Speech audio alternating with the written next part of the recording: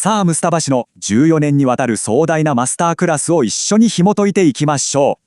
この驚異的なプレイリストには、なんと98本もの長編講義が詰まっているんです。総再生数は25万回超え、本当に多くの人に信頼されている記念碑的な学びの旅ですね。でも、何百時間もある複雑な講義を迷わずに消化するにはどうすればいいんでしょうか。そこで役立つのが、このコースマップです。全体を4つのテーマに分けて進めましょう。まず、モジュール1の基礎。ここは超重要なので、絶対にスキップ厳禁ですよ。最初の9つの動画で、この先の深い学びに必要なベースをしっかり固めるんです。基礎ができたら、いよいよ革新へ。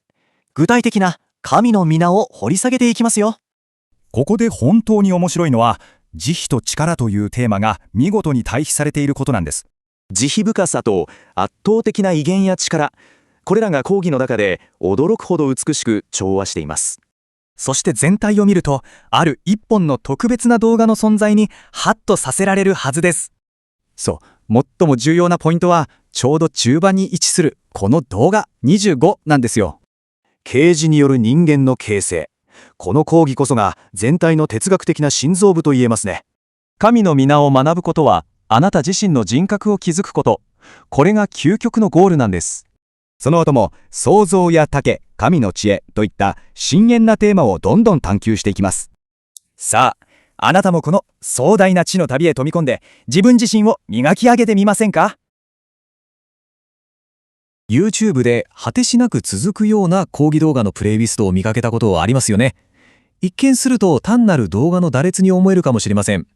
でもその裏側のメタデータをじっくり紐解いていくと、驚くほど緻密に計算されたデジタルカリキュラムの設計図が浮かび上がってくるんです。今回の解説では、ムスタファ・イスラモール氏によるアッラーの美名を題材に、この膨大な学びの構造を一緒に解剖していきましょう。さて、98。この数字何だと思いますか？実はこれ、赤部メディアが配信しているこのプレイリストの総動画数なんです。全部合わせると、なんと100時間を超える、まさに学術レベルの講義です。これ、ただの趣味の寄せ集めなんかじゃありません。一つ一つのピースが完璧に組み合わさった壮大で本格的なカリキュラムそのものなんですよね。今回のアジェンダです。1、記念碑的な神学シリーズ。2、基礎となる導入モジュール。3、中核の確率、ラブ。4、単独の大皆とペアの大皆。そして最後に5、色褪せないデジタルレガシー。この順序で14年分にも及ぶアーカイブの全貌をたどっていきます。では最初のセクション、1、記念碑的な神学シリーズです。このキャリキュラムの土台がどうなっているのか見ていきましょう。まず押さえておきたいのが、このベースラインとなるデータです。著名なイスラモール氏の講義が赤部メディアから配信され、プレイリスト全体の総再生回数はなんと25万回を突破しています。これほど専門的で長時間の神学講義でこれだけの数字が出るって本当にすごいことですよね。極めて熱心で献身的な学生層がしっかりと根付いている何よりの証拠です。しかも面白いのが講義の長さの変化です。初期のレッスンは22分程度で割とサクッと消化できる長さに分割されているんです。でもコースが深まるにつれて1回の講義が2時間近くに及ぶような徹底的な深掘りへと変わっていきます。つまり学習者の集中力や理解度が高まるのに合わせて講義のハードルを意図的に上げているわけです。見事なアプローチですよね。続いて2、基礎となる導入モジュールに入ります。どんな本格的なクラスにもしっかりとした導入が必要です。エスキュースマやギリシ、つまり導入フェーズなんですが、ここになんと19本もの動画が割かれています。立ち上げから中盤、そして最終的なまとめに至るまで、次の段階に進む前に神学の基礎理論を徹底的に学生に染み込ませようとしているんです。いきなり本題に飛び込まず、地固めにこれだけの労力をかける。教育者としての並々ならぬこだわりを感じますよね。そしてここにはデジタル教育における典型的な視聴者維持率のカーブが現れています。最初のレッスンは7万2000回というものすごい数でスタートするんですが、導入の最後には約4000回に落ち着きます。そんなに減っちゃうのと思うかもしれませんが、実はそうじゃありません。これは真にコミットした極めて熱心な学習者のコア層へと純度が上がっていく結晶化のプロセスなんです。さて、ここからがいよいよ本番です。3、中核の確率、ラブ。19本もの入念な導入を経て、カリキュラムはラブ、つまり主や養育者を意味する概念へと鋭く方向転換します。ここは7つのパートからなる集中的なサブシリーズになっていて、一般的な基礎理論とこの後に続く無数の具体的なアッラーの御名をつなる絶対不可欠な架け橋の役割を果たしているんです。この具体的なテーマの始まりに対して視聴者がどう反応したか。なんと再生回数が一気に2万回へと跳ね上がるんです。導入部の終わりには4000回まで絞られていたのにです。これは間違いなく多くの学習者が一般的な導入を終え、この本格的なテーマが始まる重要な節目を心待ちにしていたことを証明していますよね。プレイリストも中間地点を過ぎます。4、単独のオミナとペアのオミナです。ここから講義の構造がさらに劇的に進化しますよ。エル・アルマンから始まり、カリキュラムは個々の名前にものすごい時間を割くようになります。エル・アリームの回なんてたった一つの名前に2時間近く費やしているんですよ。それぞれの名前が持つ深い意味を妥協ゼロで徹底的に掘り下げてやろうという強い熱気を感じませんか？ところが後半に差し掛かると新しい教育戦略が登場します。概念的に関連の深い名前をペアにして単一の包括的なレッスンとして教え始めるんです。創造と許しみたいな対になる属性を同時に学ぶことで学習者の理解をより立体的で深いものへと引き上げていく、まさに熟練の技です。そしてこのペアリング戦略がドンピシャでハマりました。永遠に生きる味方と自存する味方を組み合わせたエルハイユ・エルカユームの回ではなんと2万6000回もの再生数を記録したんです。これは一番最初の導入フェーズに匹敵する大反響です。関連する概念の強力な結びつきが人々の知的好奇心を強烈に刺激した証ですね。では最後のセクション5、色褪せないデジタルレガシーです。私たちが今分析しているのは最近パッとアップロードされたようなものじゃありません。14年前にスタートし、何年にもわたって録画され、そして2018年まで更新されながらデジタルで保存され続けてきた、まさに生きた学術カリキュラムなんです。これだけの長期間、一貫したクオリティを維持し続けるエネルギー、本当に圧倒されます。導入フェーズ、ラブフェーズ、単独の深掘り、そしてペアののめ。これまで見てきたモジュールごとの主張のピークを追っていくと、学生たちがこのコースの核心部分にどうエンゲージしてきたのか、その構造的な呼吸のリズムがはっきりと見えてきます。大きな波が来て深く潜り、また新たな波が来る。メタデータがそれを完璧に視覚化してくれているんです。最後にちょっと考えてみてほしいことがあります。次にどこかで膨大な講義動画のリストを目にしたとき、ただの再生時間やタイトル、視聴回数の羅列だと思わずに少し立ち止まってみてください。その裏側には解読されるのを静かに待っている見事に構造化された学習の建築様式が隠されているかもしれません。データの背後にある教育者の意図に気づけたとき、私たちの学びはもっとずっと深く面白いものになるはずです。皆さんこんにちは。早速今回の解説に入っていきましょう。今回紐解いていくのは深い伝統と非常に武器を醸す現代的な分析、この2つを橋渡す現代トルコの神学者についてです。お話しするのはムスタハ・イスラムオールという人物。彼がどうやって伝統的な神学を現代のデジタル時代に持ち込んだのか、そしてなぜ彼がこれほどまでに意見の分かれる二極化を生む存在になっているのか、彼の思想と人生の軌跡に早速迫っていきましょう。さて、まずこの数字から見ていきましょう。98です。これ何だと思いますか？実はこれ、彼のデジタル空間における巨大な影響力を示しているんです。YouTube にあるエスマ・ウルフスナ、つまりアッラーの美しき名に関する彼の講義プレイリストなんですが、なんと98本もの長時間の動画で構成されているんです。しかも何十万回も再生されているんですよ。単なる一歩方向の授業じゃありません。これはもう現代における巨大なオンライン教室そのものですよね。そしてこの巨大な講義の核心にあるのは単なる神学の暗記なんかじゃありません。彼が最初の講義で語ったアッラを知ることは自分自身を知ることであるというこの哲学的なフックがすごく重要なんです。つまり神の名前を学ぶっていうのはどこか遠く離れた存在について学ぶことではなくて、実は私たち自身の本質、深い自己探求の旅なんだよと彼は主張しているわけです。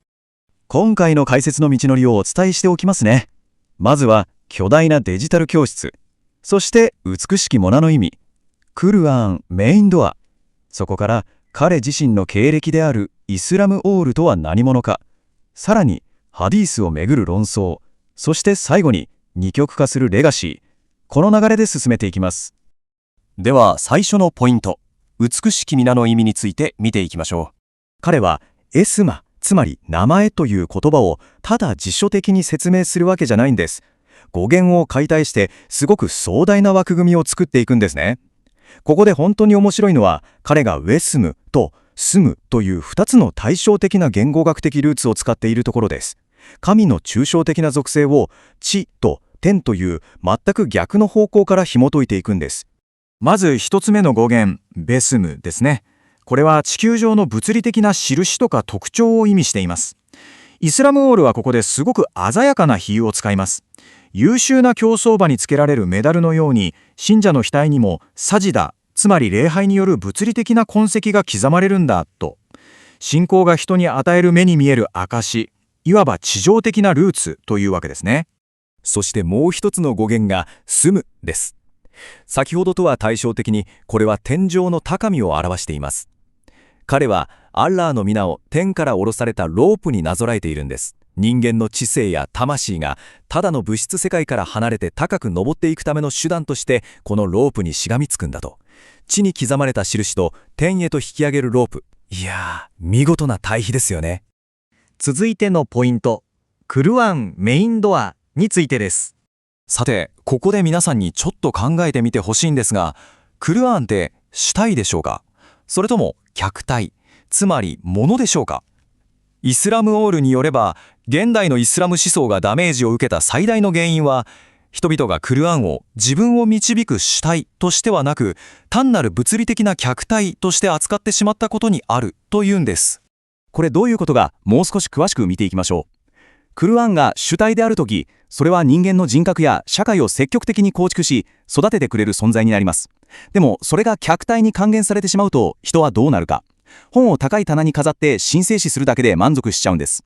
意味を深く消化するテルティールよりも、ただ声に出して正しく発音する技術テジュビードばかりに執着するようになると彼は指摘しているんですね。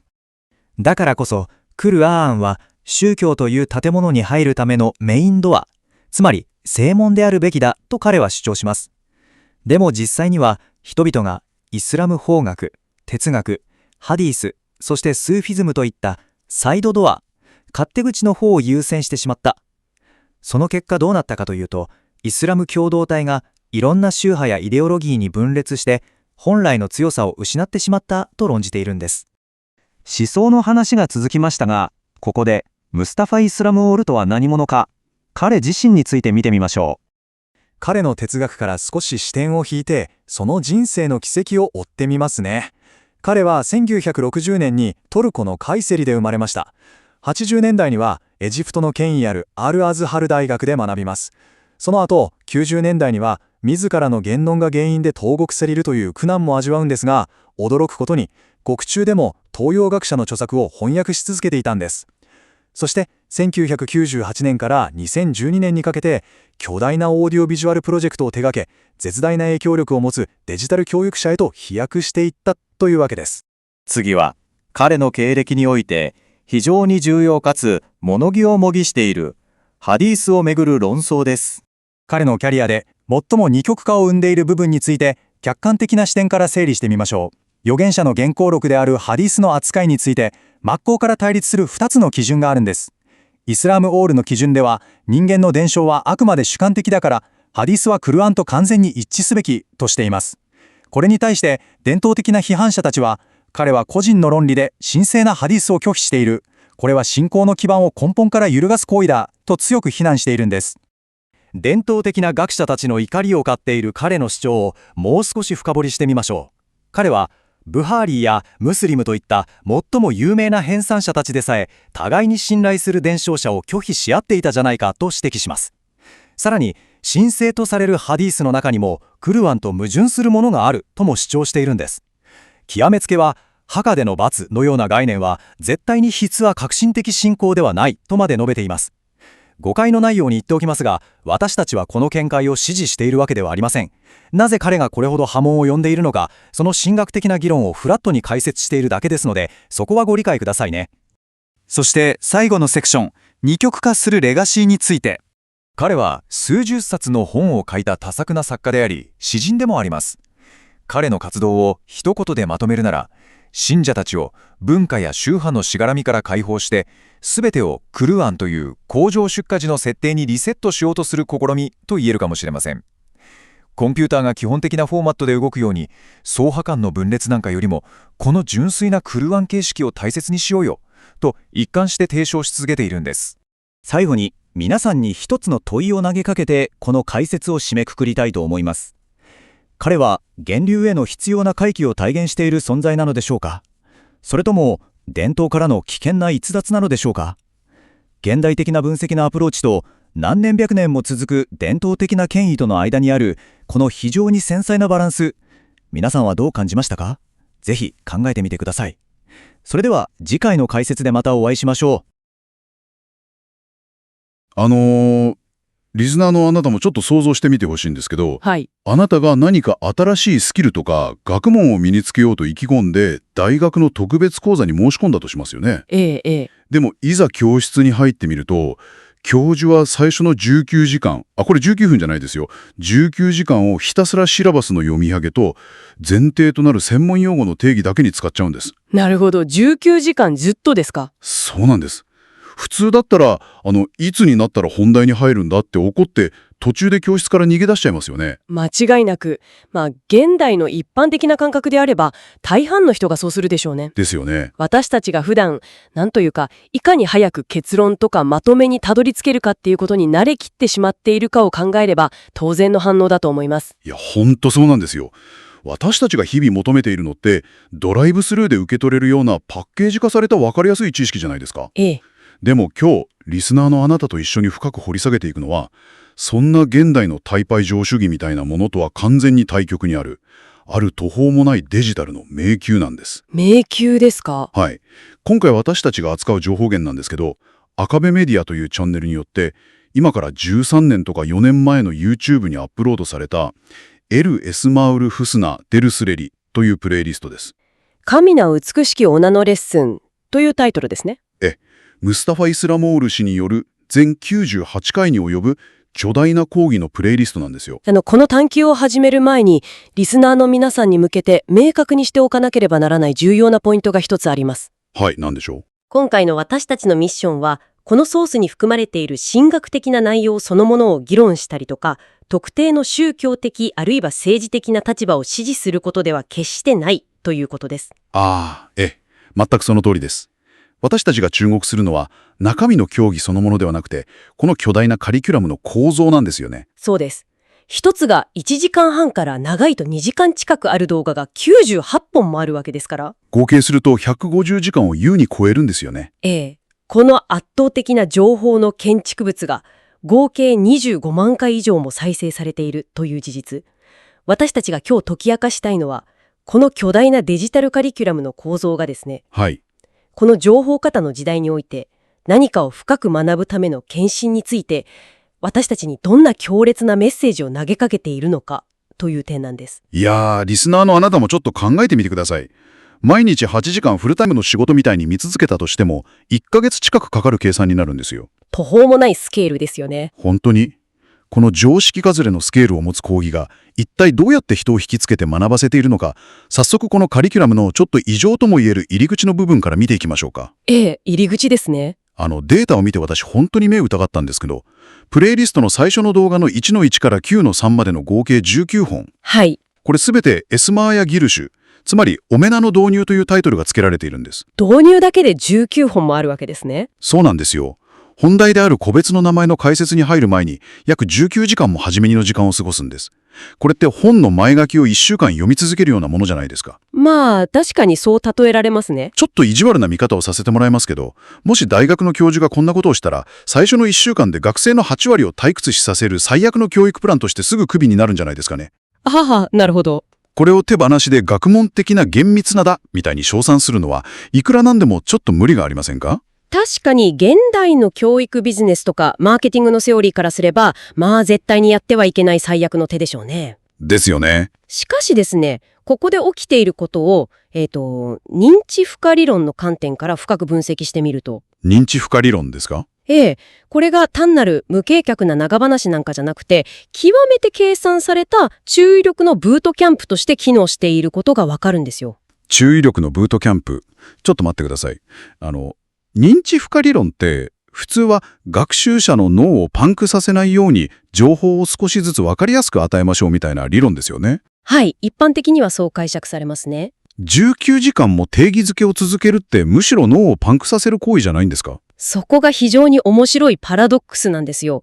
複雑な神学とか哲学の体系を学ぶとき、学習者が一番挫折しやすいのっていつだと思いますか？難しい概念が出てきた時ですかね。惜しいですね。実は、新しい概念の論理的関係を理解しようとしている最中に、そもそもこの用語ってどういう意味だっけとつまずく瞬間なんです。なるほど。言葉の意味自体で引っかかっちゃうわけですね。そうです。つまり、言語の解読と論理の理解、この2つの重いタスクを同時に脳に強いると、人はキャパシティオーバーを起こしてしまうんです。はいはい。なので、この最初の19時間は、後からやってくる130時間の高度な学習プロセスにおいて、その認知的な摩擦を極限までゼロにするための周到な事前インストール作業なんですよ。なるほど。例えるなら、めちゃくちゃ複雑なアクションゲームを始める前に、絶対に敵が出てこない安全なチュートリアルエリアで、コントローラーのすべてのボタンの操作を体に叩き込ませるようなものですね。ボス戦の最中に、ジャンプボタンどれだっけってならないように。まさにその通りです。素晴らしい例えですね。いきなり個別の事象を暗記させるのではなくて、前提となる歴史的背景とか、用語の正確な定義、そしてどのような視点でこの壮大なテーマに向き合うべきかというフレームワークを徹底的に共有しているんです。なるほどな。これは修道院での学びに近いアプローチとも言えます。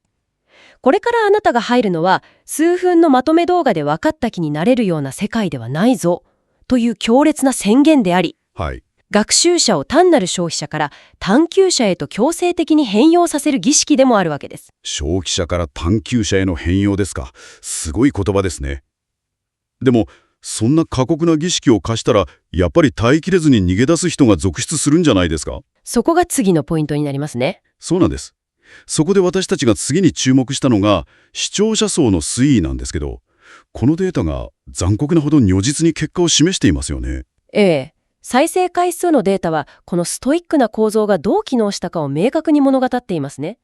最初の導入動画である1の1は7万2000回再生されているんです。7万2000回。これはどんな講義だろうって興味を持った多くの人がとりあえずクリックした数字ですね。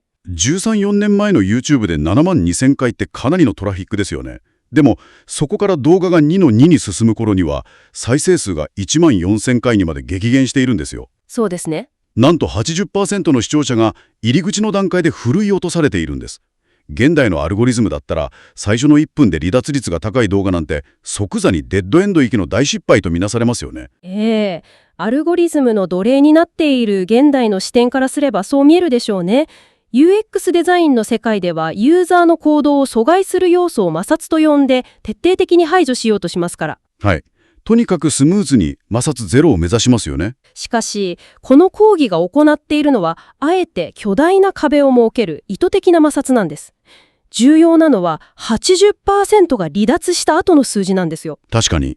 1万4000回まで落ちた後、再生数はゼロになるわけじゃなくて、約5000回から1万回台という極めて安定した数字をキープし続けているんですよね。そうなんです。この上尺でストイックな導入部分は一種のロート、つまりフィルターとして機能したわけです。とりあえず答えだけ教えてよというカジュアルな視聴者を弾き出して、大学の講義レベルのコミットメントを持つ真の学習者だけを抽出したんです。なるほど。でもデータを見るとさらに不思議な現象が起きているんですよ。中盤以降で主とか慈悲あまねき者といった本編の重要なテーマに入ると、一つのテーマがパート1、パート2と分かれていて、それぞれ1時間半から2時間もあるのに、急に再生回数が2万回とかに跳ね上がっているところがあるんです。興味深い動きですよね。これって脱落した人たちが突然、このテーマだけは見ようって戻ってきたってことですか？それは非常に鋭い推測ですね。おそらく特定の深いテーマについて熱心な学習者たちのコミュニティ内で強烈な口コミ、いわゆるダークソーシャルが発生したんだと考えられます。口コミですか？ここでの議論は今の自分たちに絶対に必要だというように、これは自動再生で受動的に見流している視聴者じゃなくて、全体の文脈を理解した上で自覚的に深い知識を選び取っている証拠なんですよ。いや、リスナーのあなたにとっては、この 80% を振るい落とす時間の長さって少し狂気に感じるかもしれないですね。そう感じる人も多いでしょうね。でも、全てが短くて、視聴者の集中力が数秒しか持たないって言われる世界において、アルゴリズムに一切合合しないこの姿勢って、ある意味で本物だけが残る非常に贅沢な空間だと思いませんか？本当にそう思います。さて、基礎工事が終わって熱心な学習者だけが残ったところで、いよいよプレイリストの中盤から後半にかけて講義の構造そのものに面白い変化が起きてくるんです。ここからがこの探究の最大のハイライトですよね。そうですね。中盤以降の構造の変化は人間の知性がどのように発展していくかという認知のメカニズムを見事に体現しているんです。まず注目すべきなのは第25回に挿入される啓示による人間の構築という動画です。そうなんです。それまではなんとかという名前みたいに個別のトピックが続いていたのに、ここで急に藻色の違うかなり抽象的で大きなテーマのタイトルが出てくるんですよね。これどういう意図があるんでしょうか？これはですね、そこまで学んできた基礎的な知識を人間の生き方とか内面にどう適用するかという中間レビューとして機能しているんです。中間レビュー？知識を単なる情報の羅列で終わらせないで、一度立ち止まって全体像と結びつけているわけです。なるほど。今まで拾い集めてきた個別のパズルのピースを一度手を止めて、少し離れたところから全体像として眺めてみる時間みたいな感じですね。まさにその感覚です。そしてここからがさらに深いフェーズなんですけど、プレイリストの後半、例えば第47回のエル・ファトルとエル・ハルクとか、第51回のエル・ハイルとエル・ケイヤムあたりから一つの動画の中で2つの名前が組み合わせて解説されるようになるんです。そうですね。セットになってきます。しかも動画の長さは短くどれか第61回なんて1時間57分ですよ。ほぼ2時間。私、正直に白状しますと、最初孫子を見た時に疑ってたんですよ。これ全99の名前を全部一つずつ解説する予定だったけど、後半になって時間が足りなくなってきちゃったから、2つずつ2個1にして急いでペースアップしたのかなって。表面的な進行スピードだけを見れば、そう誤解するのも無理はないですよね。いや、そう見えちゃいますよね。でも、動画の時間がむしろ長くなっていることを考えれば、それが省略とか駆け足ではないことがわかりますよね。ここで起きているのは、統合的学習という非常に高度な認知フェーズへのシフトなんです。統合的学習。それって具体的に前半の一つずつ学ぶスタイルと何が違うんですか？ただ2つの概念を連続して教えるだけならそこまで高度には聞こえないんですけど。単に連続して教えるのとは根本的に異なるんですよ。ここがどのようにという How の部分になります。前半は言ってみれば個別の歯車を一つ一つ取り上げて、その材質とか形を顕微鏡でじっくり観察するフェーズだったんです。歯車を観察する。でも後半の名前の組み合わせはその2つの歯車を噛み合わせた時にどのように動力を生み出して全体という時計をどう動かしているのかを理解するフェーズなんですよ。歯車の噛み合わせ。具体例で考えてみましょうか。創造者という概念と起源者という概念。これらを単独の辞書的な意味として作ることと始めることみたいに暗記するだけでは全体像はつかめないんです。確かに言葉の意味を知るだけになっちゃいますね。この2つがどう相互作用しているのかを学ぶことで、無から有を生み出すことと有から形をなすことのプロセスの違いや連続性が見えてくるわけです。なるほど。あるいは永遠に生きるものという生態的な存在の概念が維持するものという動的な作用の概念と結びつく。これにより学習者は個別の単語の暗記から抜け出して複雑なシステムを俯瞰するシステム思考へと飛躍するんです。めちゃくちゃわかりやすいです。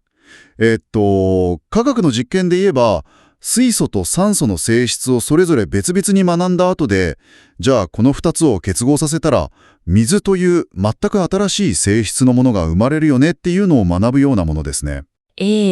ということは、前半の何十時間という果てしない講義は、単に知識をストックしていただけじゃなくて、後半でこの複雑なシステム思考を行うための、いわば言語的 OS のインストールだったわけだ。その通りです。そう考えると全てが完璧につながりますね。点と点を結びつける作業こそが、知識が知恵へと昇華する瞬間なんですよ。知恵へと昇華する。でも、その魔法のような瞬間を迎えるためには、前半の圧倒的な基礎構築と、途中での離脱を恐れないストイックな探求が不可欠だったんです。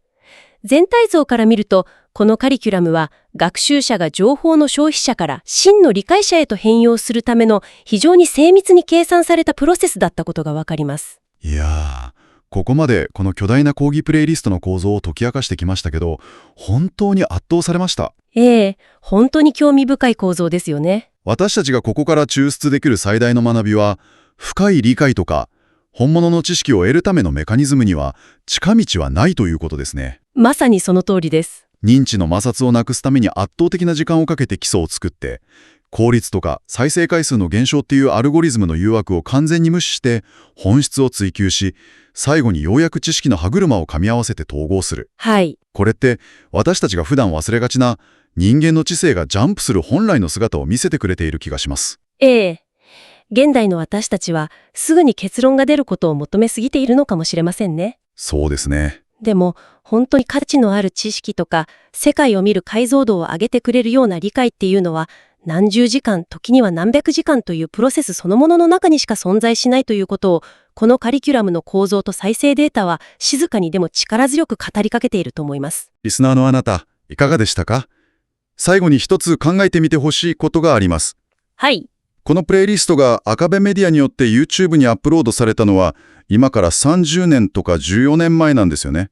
そうですね。かなり前です。TikTok とかのショート動画が世界を席巻して全てが数秒で消費されるようになる前の時代に作られた純粋で途切れることのない長距離走のような教育のタイムカプセルだと言えます。情報が嵐のように現れては数秒で消えていくこの現代においてあえてリスナーのあなたに問いかけたいと思います。あなたの人生において効率やタイパを完全に無視してでも98回150時間以上を費やして複雑な歯車が噛み合うその瞬間を見届けるために深く潜り込む探求する価値のあるテーマは一体何でしょうか？深い問いですね。いつかあなただけの98回のレッスンが見つかることを願っています。それでは次回の探求でまたお会いしましょう。今回はムスタファ・イスラモール氏による神の美しい皆についての98回にわたる講義シリーズのプレイリスト構成と展開手法についての分析を行います。よろしくお願いします。専門性の深さとか網羅性において本当に圧倒的な資料なんですけど、この壮大な図書館の扉を現代の視聴者にどう開いていくか、早速具体的な改善点に入っていきましょうか。そうですね。コンテンツが持つ本来の価値を損なうことなく、どう届けるかを探っていきましょう。まずですね、この膨大なレクチャーシリーズを視聴者が最後まで完走するためには、コンテンツのナビゲーションと区切り方を抜本的に見直す必要があります。ナビゲーションの抜本的な見直しですね。弱点として、プレイリストに98本も動画が含まれているのに、タイトルがLS マルフスナダルセル13みたいな感じで、ものすごく学術的なんですよね。なるほど。さらに、一つの動画が1時間半とか、2時間近くに及ぶものも多くて、例えば動画40なんて1時間55分もあるんです。それは現代の視聴環境だとかなり長いですね。そうなんですよ。現代の YouTube 視聴者にとって、この何がどこにあるかわからない2時間の塊って、視聴開始のハードルが極端に高いんです。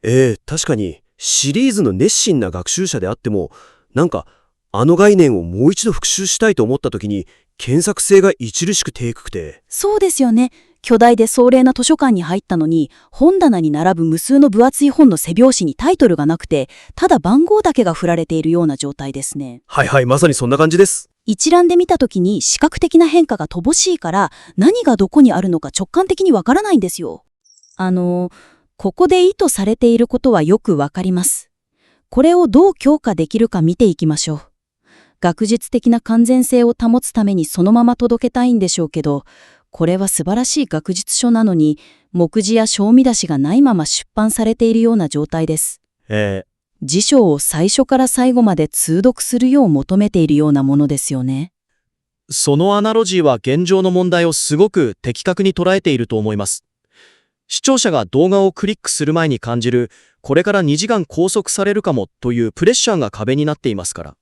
でも、少し引っかかる部分もあって。はい、何でしょう。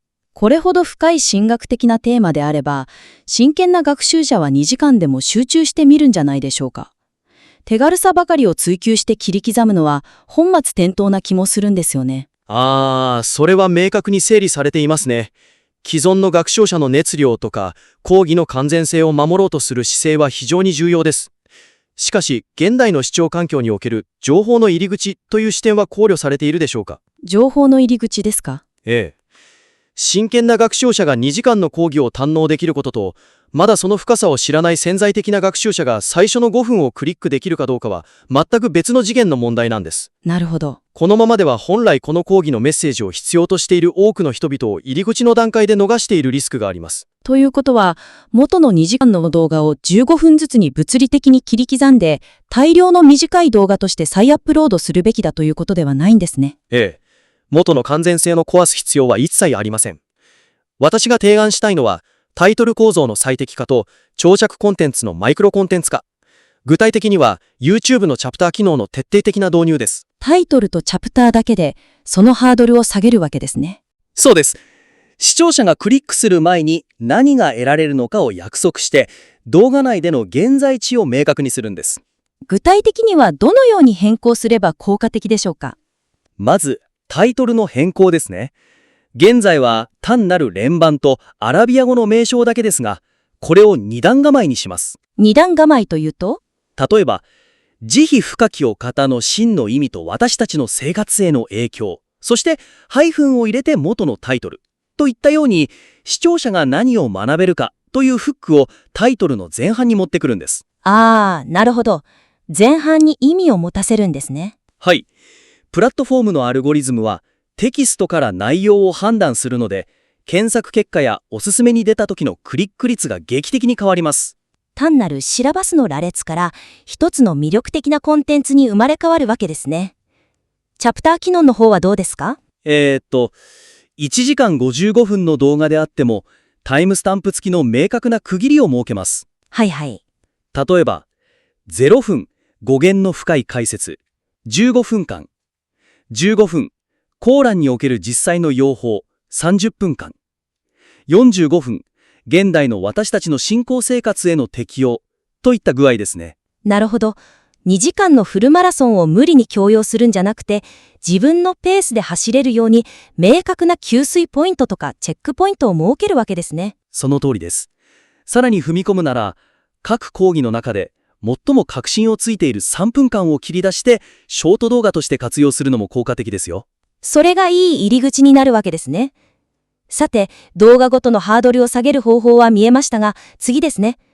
98回に及ぶ講義全体を意味のあるテーマ群として再構築することで、学習者の理解度と達成感を大幅に高めることができます。ペース配分は本当に重要ですよね。現状の弱点として、動画1の導入部から始まって、ただ永遠と一本道が続いているんですよ。はい。終わりが見えないですよね。動画27から36あたりのエル・ラフマンとかエル・ラヒームについて論じているセクションを詳しく見てみましょう。これらの並び順には確固たる神学的な意図があるはずなのに、視覚的に全く示されていないて。なんかエベレストに登るのにベースキャンプが一つも設定されていないような状態なんですよね。非常に示唆に富む指摘ですね。A と B のつながりは資料内で十分に確立されているでしょうか？それともさらに補強すべき領域でしょうか？と言いますと？講義内では講師がそのつながりを語っているかもしれませんが、プラットフォーム上の構造としては全く確立されていませんよね。そうですね。心理学的に見ても、人は自分がどこまで進んだかとか、次はどこへ向かうのかが見えないとモチベーションを維持できませんから。そうなんですよ。連続テレビドラマをシーズン分けとかあらすじなしに第1話から第100話までノンストップで放送しているようなものですからね。70番台の頃には完全に迷子になって挫折してしまいます。では、この雪山にどうベースキャンプを作ればいいでしょうか。全体を単一のプレイリストに留めず、神学的な意味のまとまりに基づくサブのプレイリストを作成して、ロードマップを提示することを提案します。単なる年番のリストじゃなくて、神の慈悲とか絶対的な主権みたいに5本から10本のモジュールに切り分けるイメージですかね。まさにそれです。モジュール1、神の慈悲と愛に関する5名とか、モジュール2、神の絶対的な力と主権に関する5名。といった具合ですね。なるほど。98段の果てしない階段を見上げるのと、10段の階段を一つずつ登っていくのとでは、心理的な負担が全然違いますね。人間は一つのモジュールを完了したという感覚から達成感を得るので、さらに具体的な工夫として、各モジュールの最後に司会進行役や講師による5分程度のまとめと振り返りの短い動画を配置するといいですよ。焚き火の時間になるわけですね。そうなんです。オンライン教育のカリキュラム設計としても非常に強力ですね。さて、ベースキャンプの作り方はわかりましたが、最後にもう一つ重要な点があります。各講義が現代の視聴者の日常生活にどのような心理的、精神的価値をもたらすのか、その関連性をメタデータや概要欄で明確に提示することが不可欠です。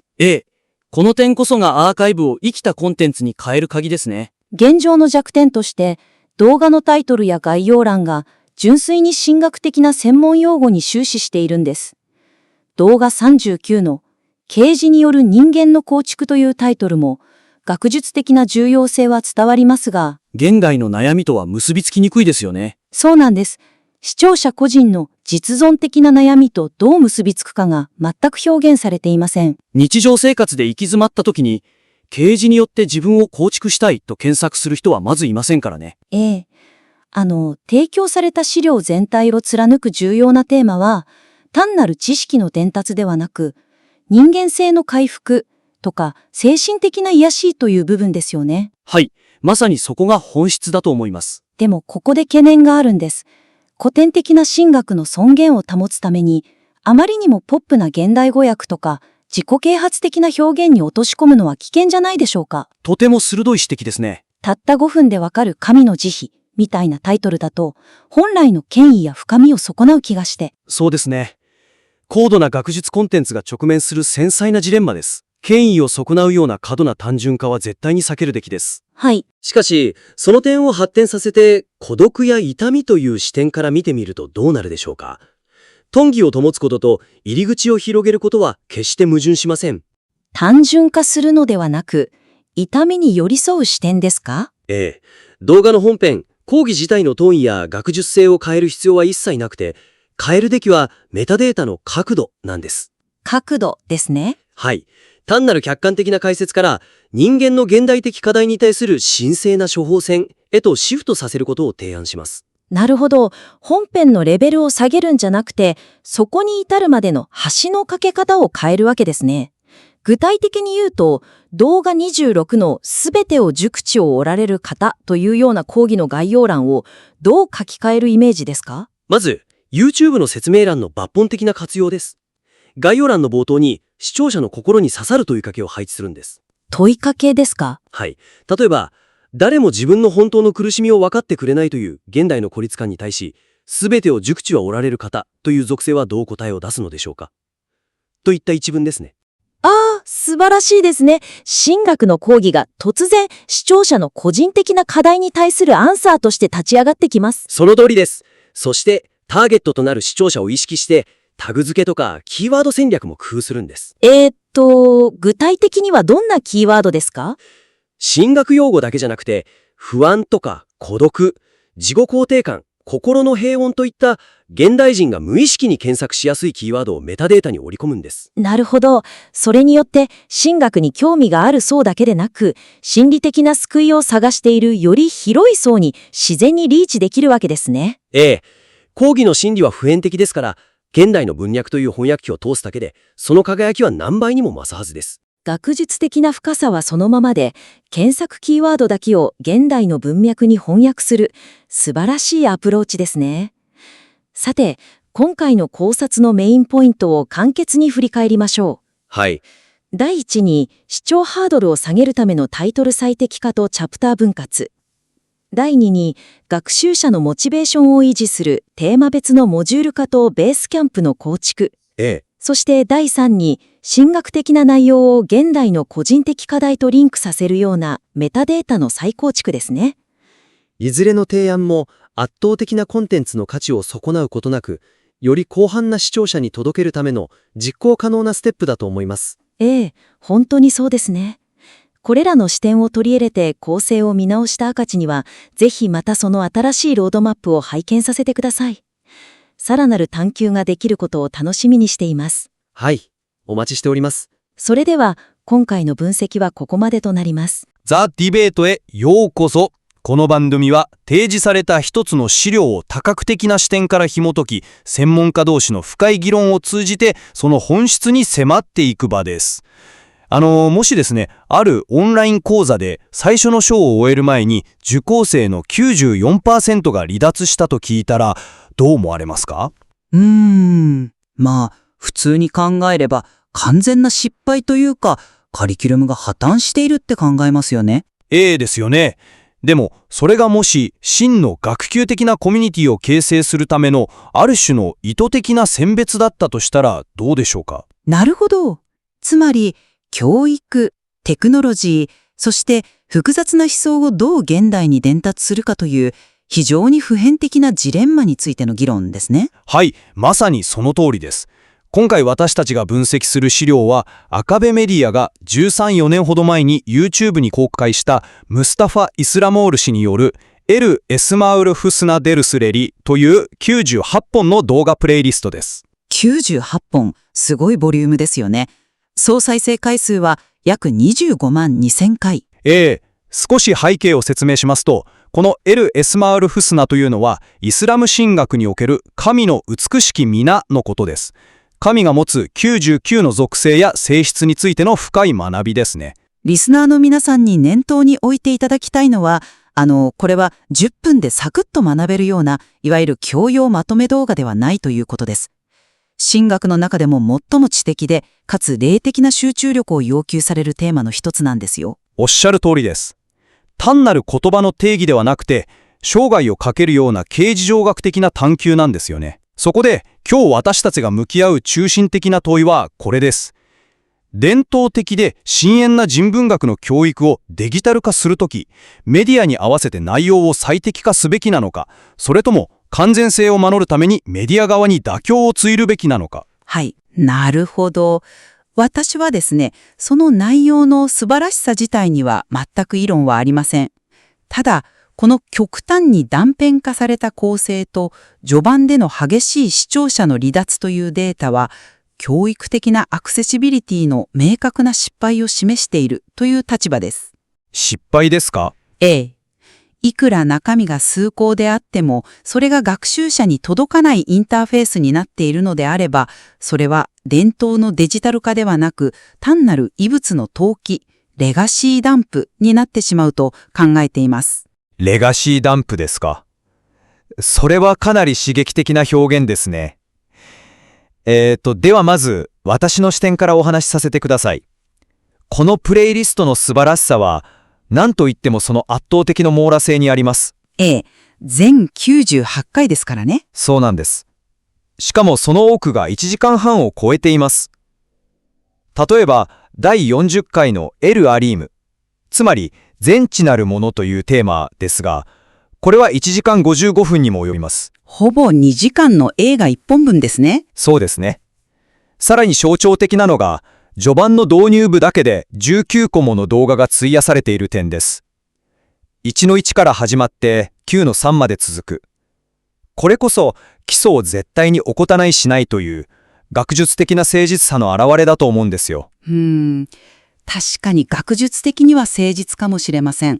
しかし、その誠実さが視聴者にどう受け止められているか、実際のデータを見てみましょうよ。中盤の数字のことですか？例えば、第13回のエル・ラフマーンが26,000回、第51回のエル・ハイ・エル・カイユームも26,000回ですよね。いや、その中盤の数字に行く前にですね、私たちが直視しなければならない最初の壁があるんですよ。先ほどあなたも触れた19個に分割された導入部です。ああ、なるほど。序盤の動きですね。はい。最初の動画である導入部の1の1は72,000回という非常に素晴らしい再生数を記録しています。しかし、同じ導入部の最後である9の3では、その数字がどうなっているか。まあ、下がってはいますね。下がっているどころじゃありません。なんと、4,300回にまで激減しているんです。約 94% の減少ですね。そうです。94% の学習者が本題の神の皆に入る前の導入部だけで脱落している。これはもう教育設計として明らかな欠陥だと言わざるを得ません。欠陥ですか？なぜこんなことが起きるのかというと、神学的な難易度が高かったからではなくて、単なる認知的な負荷、つまりインターフェースの疲労によるものなんですよ。動画を1の1、1の2と無機質に分割して、その度に視聴者に次へをクリックさせる。導入部って本来学習者を引き込むためのものですよね。そうですね。通常はそうです。なのにそれが逆に視聴者を疲弊させてしまっているんです。確かに現代の YouTube の視聴体験からすれば少し異質な構成かもしれません。ですが、私はその 94% の離脱を単なる失敗だとは全く思わないんですよ。と言いますと？これをちょっと違う角度から捉えたいんですが、例えばトップレベルの大学に見られるふるい落とし、いわゆるウィードアウトの授業に例えてみませんか？ウィードアウトですか？理数系の厳しい学部なんかでは、最初の学期に意図的に非常に難易度が高く、要求の厳しい基礎科目を置きますよね。ありますね。覚悟のない学生を振り落とすための。まさにそれです。神の写しき皆という深遠なテーマを学ぶにあたって、キャジュアルにちょっと見てみようかなという視聴者を自然にフィルターにかけている。そうすることで質の高い学習空間を保つ。つまり、この摩擦はエラーではなくて意図された機能なんですよ。なるほど。そのアナロジーは非常に面白いですね。ただ、決定的な違いを見落としていると思います。違いですか？はい。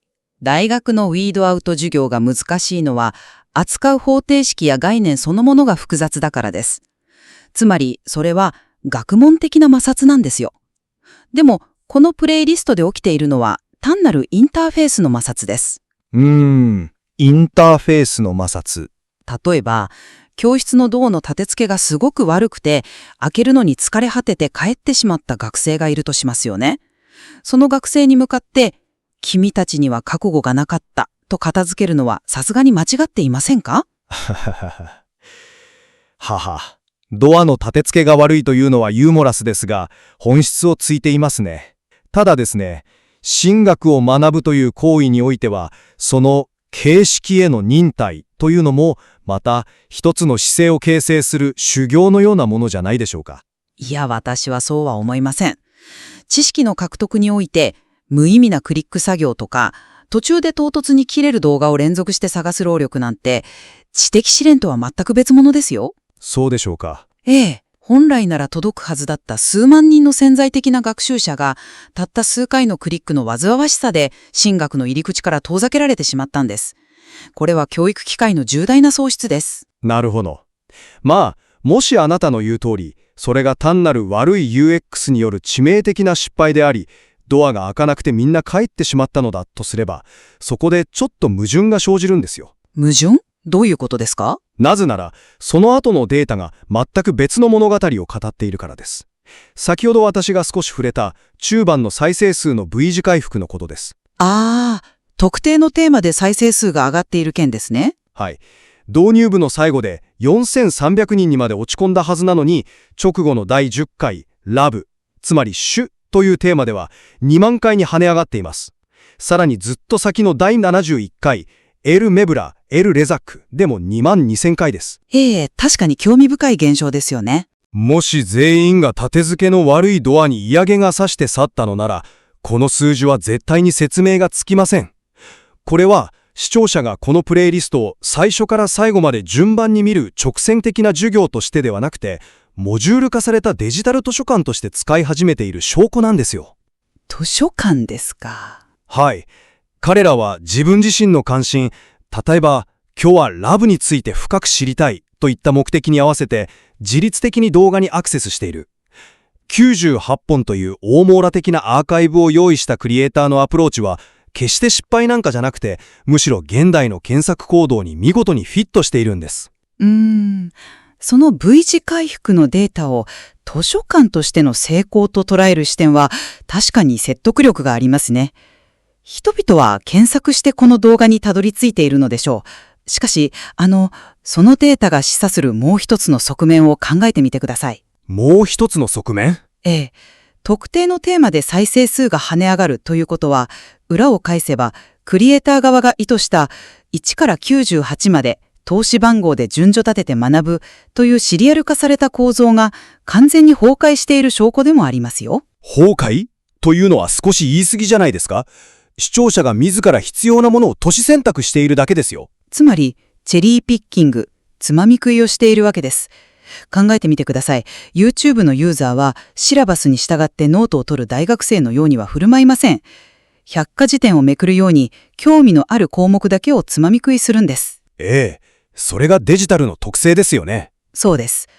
クリエイターは明らかに1の1から順番に見ていく厳格なカリキュラムを想定して番号を振った。でもユーザーはそれに従わなかった。コンテンツそのものの引力は素晴らしいからこそ人は戻ってきます。でも全体を貫く教育の構造は全く機能していない。この矛盾こそが伝統的なフォーマットをそのままデジタルに持ち込むことの限界を示しているんです。なるほど。視聴者の行動がプラットフォームの性質によって変化するというのは事実ですね。しかし、そこでクリエイターがデジタルに適応すべきだったと結論付けることには、私は強い危機感を覚えるんですよ。危機感ですか？なぜですか？デジタルへの適応とは多くの場合、内容の妥協を意味するからです。それは動画の長さを見ればわかります。なぜある動画は1時間55分もあり、別の動画、例えば導入の9の3はわずか22分59秒で終わっているのか。はい。これは彼らが YouTube のアルゴリズムや視聴者が飽きない尺といったメディア側の都合に内容を合わせることを断固として拒否した結果なんですよ。彼らは純粋にその神学的なテーマを語り尽くすのに必要な時間だけを費やしたんです。なるほど。もしデジタルへの最適化を優先していれば、すべてをきっちり15分に切り刻んで、キャッチーなサムネイルをつけていたでしょう。あなたはアクセシビリティを高めるために、そうした内容の完全性を犠牲にすべきだとお考えですか？いやいや、全くそんなことは考えていませんよ。彼らが内容を一切薄めなかったこと、その知的な誠実さには私も心から敬意を払っています。しかしですね、その尺の不規則さとか、途中でぶつ切りになる1の1、1の2といったタイトルの本当の理由を考えてみてください。それは形而上学的な探求の結果自然とその長さになったというような、そんな美しい理由ではないはずです。では何が理由だというんですか？先ほど私が使った異物の投棄、レガシーダンプという言葉を覚えていますか？覚えています。これは深いイデオロギーに基づいた判断なんかではなくて、単に物理的な長時間の対面講義を当時の録画機器材の制限とか休憩時間に合わせて切り取って、何のデジタル的な編集もせずに YouTube にアップロードしただけという証拠なんですよ。それは推測の域を出ないのでは？確かに推測ですが、13、14年前のメディア環境を考えれば最も合理的な説明です。50分で切れているのはおそらくビデオテープの容量がいっぱいになったか、講義のチャイムが鳴ったからですよ。まあ、そうかもしれませんね。私が言いたいのは、最適化イコール内容を浅くすることではないということです。深い内容はそのままに、でもデジタルの学習者がナビゲートしやすいように、論理的な意味の区切りで動画を分割して適切な目次やタイトルをつけること。なるほど。物理空間の講義の制約、例えばテープの切れ目なんかをそのままデジタル空間に持ち込む無頓着さが、神学という複雑な概念の理解を不必要に難しくしているんです。